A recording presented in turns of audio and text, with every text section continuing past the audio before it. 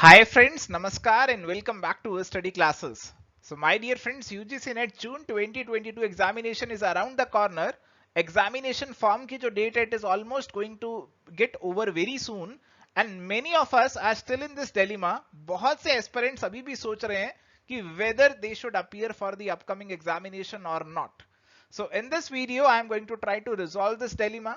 मैं कोशिश करूंगा कि आपके साथ शेयर करूं वो 5 रीजन जो कि आपको कुछ हद तक मोटिवेट करें कि आपको ये एग्जामिनेशन जो है आपको ये एग्जामिनेशन स्किप नहीं करना चाहिए.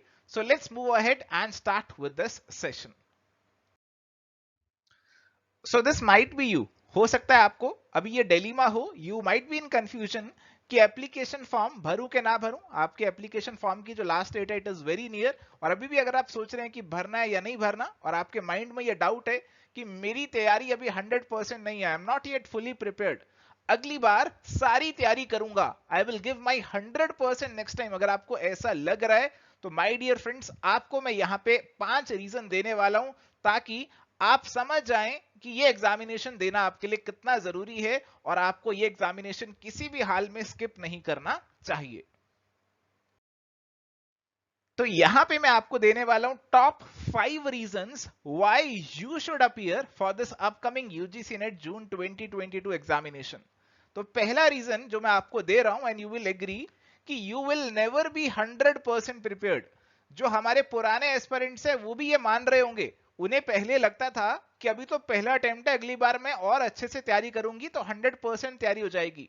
तो अब उनको भी मालूम है, उनको भी पता है कि 100% तैयारी कभी नहीं हो पाएगी.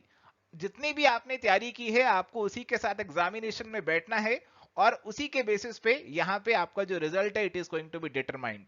मोर ओवर इस एग्जामिनेशन में आपको 100 आउट ऑफ 100 तो लेना भी नहीं है. आपके अगर 150 में से 50-60 क्वेश्चन गलत भी हो जाते हैं then also you make it to JRF. So इसीलिए मैं आपसे यही कहूंगा कि 100% प्रिपरेशन जो है ना वो एक मिथ है.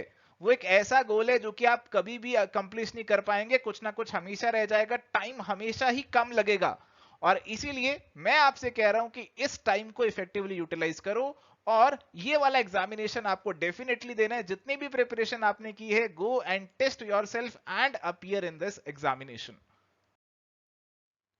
Now let's come to reason number 2. Examination का जो एक्सपीरियंस है जो कि आपको एक्चुअल एग्जाम में अपीयर होके मिलेगा वो एक बहुत वैल्यूएबल एक्सपीरियंस है और आपको एक मैच्योर एस्पिरेंट बना देगा. घर पे बैठ के जितनी मर्जी तैयारी कर लो, जितने मर्जी मॉक टेस्ट लगा लो, जो आप एक्चुअल एग्जामिनेशन देकर आते हो उसका एक्सपीरियंस एक अलग ही लेवल का होता है और एक्चुअल एग्जामिनेशन देने के बाद आपको बहुत सी चीजें क्लियर हो जाती हैं कि ये एग्जामिनेशन मेरे से क्या डिमांड करता है, मेरे में क्या कमियां हैं. जब आपका रिजल्ट आपको पब्लिकली मालूम होता है, पता चलता है, उससे भी आपको ये पता चलता है कि कहां पे आप लैक कर रहे हैं और कहां पे आपको और ज्यादा इंप्रूव करने की जरूरत है.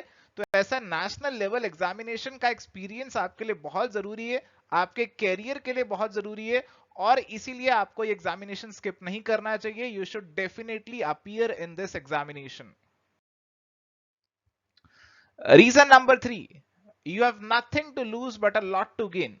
खोने के लिए कुछ भी नहीं है. आप तो अभी से हार मानकर बैठे हुए थे कि एग्जामिनेशन दे या ना दें.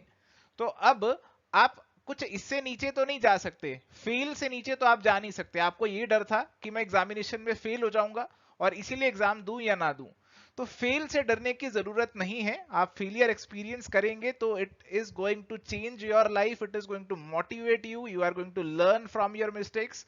अगर आप इस एग्जामिनेशन को में अपीयर करते हैं, आपने जितनी भी प्रिपरेशन की है उससे इस एग्जामिनेशन को दिया, हो सकता है आपका लक आपका साथ दे जाए, जो चीजें आपने पढ़ी हो वही एग्जामिनेशन में एग्जैक्टली पूछ लें और आप नेट अचीव कर लें, कम से कम नेट ही अचीव कर लें, तो भी कितनी बड़ी अचीवमेंट आपके लिए हो जाएगी. तो आपके लिए खोने को कुछ नहीं है. आप तो अभी से हार मानकर बैठे हुए हो, इससे नीचे तो आप जा ही नहीं सकते हो. बट पाने को बहुत कुछ है. हो सकता है नेट हो जाए और क्या पता किस्मत इतनी चमक जाए कि जेआरएफ ही हो जाए. तो इसीलिए इस एग्जामिनेशन को जरूर देना. आपको एप्लीकेशन की फीस भरनी होगी बट मेरे ख्याल से हमारे कैरियर के आगे कोई इतना बड़ा अमाउंट वो नहीं है. अगर आप इस एग्जामिनेशन में कुछ भी अकम्प्लिश कर जाते हैं तो इससे कई गुना ज्यादा आप अर्न कर सकते हैं. Reason number 4. You are twice as productive in the days before examination than otherwise. तो प्यारे दोस्तों, आप प्रैक्टिकली भी एक्सपीरियंस करेंगे, जब एग्जामिनेशन पास आता है हमारी जो प्रोडक्टिविटी है और ज्यादा बढ़ जाती है। पहले हम ढीले ढाले होते हैं कि देखी जाएगी एग्जामिनेशन जब होगा पढ़ाई कर लेंगे, बट जैसे ही नोटिफिकेशन आती है तो हम फटाफट से सतर्क हो जाते हैं, तेज हो जाते हैं, we are super active and super productive. And जो चीज पहले हम 2 दिनों में कंप्लीट कर रहे होते हैं, नाउ वही चीज को we are trying to complete that thing in less than 1 day. तो हमारी प्रोडक्टिविटी 2 या 2 से भी ज्यादा यहां पे बढ़ जाती है। और इसीलिए इस टाइम को जो है आप अच्छे से यूटिलाइज करेंगे तो काफी सारी पढ़ाई आप यहां पे कर लेंगे। अगर आप ये सोचेंगे एग्जामिनेशन छोड़ना है, देना नहीं है, फिर आप फिर से ढीले ढाले हो जाएंगे और पढ़ाई नहीं होगी, और फिर अगली बार का एग्जामिनेशन जब आप भरेंगे तब वही सिचुएशन दोबारा से आ जाएगी, और फिर तब आप जितनी पढ़ाई कर पाएंगे उससे एग्जाम देंगे। अगर आप अभी पढ़ाई कर लेंगे तो अगली बार की प्रिपरेशन के लिए कम से कम बहुत सारी मदद आपकी हो जाएगी।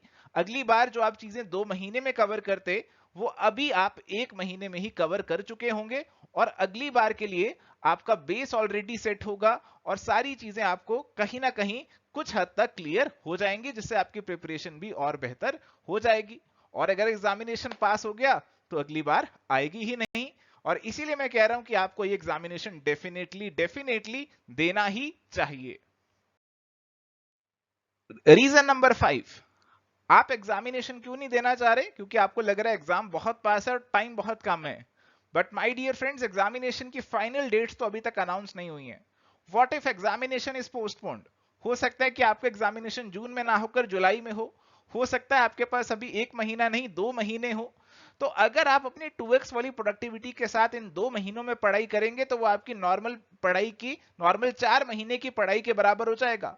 तो इसीलिए आपको ये एग्जामिनेशन डेफिनेटली देना चाहिए, क्योंकि हो सकता है हमें टाइम यहां पे ज्यादा मिल जाए और इसी एग्जामिनेशन में आप अपने गोल को अचीव कर जाएं। मोर ओवर, आज के समय में हमें अगले एग्जामिनेशन को भी लेकर क्लैरिटी नहीं है, क्योंकि एग्जामिनेशन बहुत पोस्टपोन होते रहे हैं बिकॉज ऑफ द पेंडेमिक। आगे को लेकर भी पूरी क्लैरिटी नहीं है कि अगला एग्जामिनेशन डेफिनेटली दिसंबर में होगा या नहीं होगा।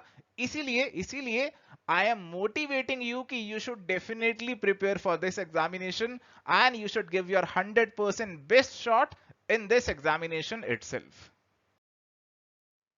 So thank you, my dear friends. This was a very short motivational session where I wanted to motivate you कि you should definitely appear for this upcoming UGC NET examination. अगर आपने form नहीं भरा है तो फटाफट से भर लीजिए और इस एग्जामिनेशन में अपीयर कीजिए, क्योंकि एग्जामिनेशन का एक्सपीरियंस ही बहुत ज्यादा हेल्पफुल होगा।